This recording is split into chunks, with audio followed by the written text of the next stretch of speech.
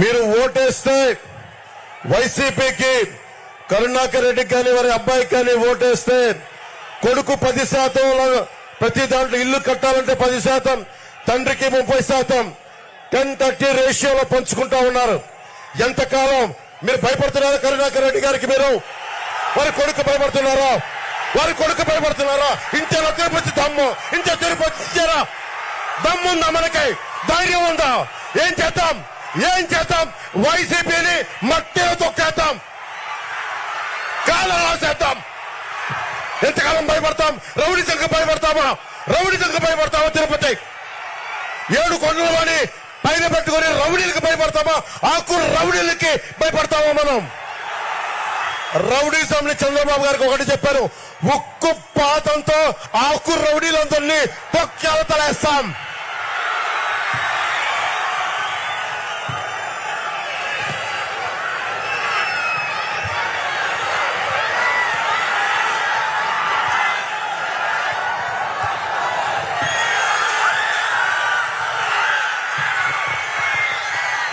మీరు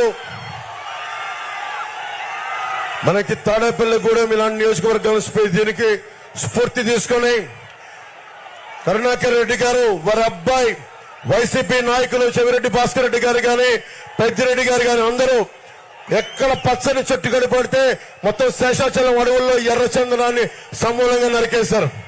టీటీఆర్ బాండ్ల స్కాము 2,000 కోట్ల రూపాయలు. ఎక్కడికి వెళ్ళిపోతుంది డబ్బు? ఉపాధి అవకాశాలు రావు, విద్యా అవకాశాలు సరిగ్గా ఉండవు, ఫీజు రీఎంబర్స్మెంట్ ఉండదు. ఇది మార్చుకునే బాధ్యత రావాలి అంటే కూటమి ప్రభుత్వం రావాలి, మేమందరం అండగా నిలబడాలి.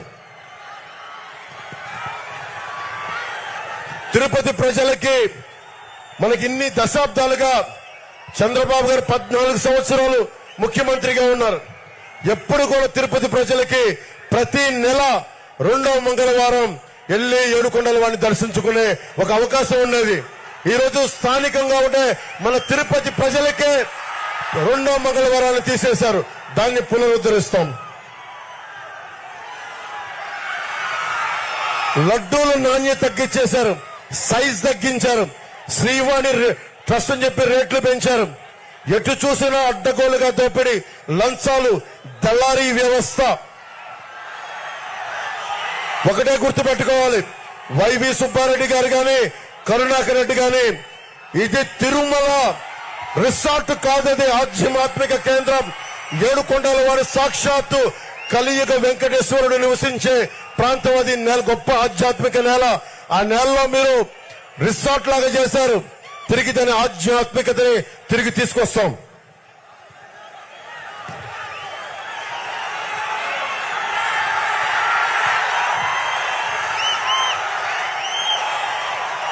మనకి ఎంత దారుణం అయిపోయింది చెప్పా మీకు. ల్యాండ్ గ్రాబింగ్ యాక్ట్ లో మన పట్టా పుస్తకాల మీద జగన్ ఫోటో, మన పిత్రార్జితం, మన స్వార్జితం మీద. కానీ చివరికి ఏ స్థాయికి వెళ్ళిపోయారు?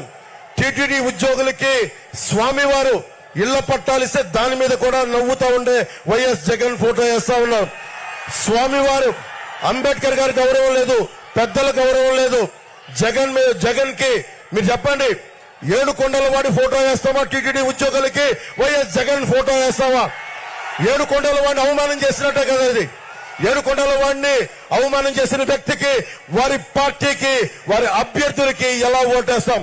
కోడి పచ్చు అమ్ముకునే వాళ్ళు వాళ్ళకి ఎందుకు మళ్ళీ ఓటేయాలి?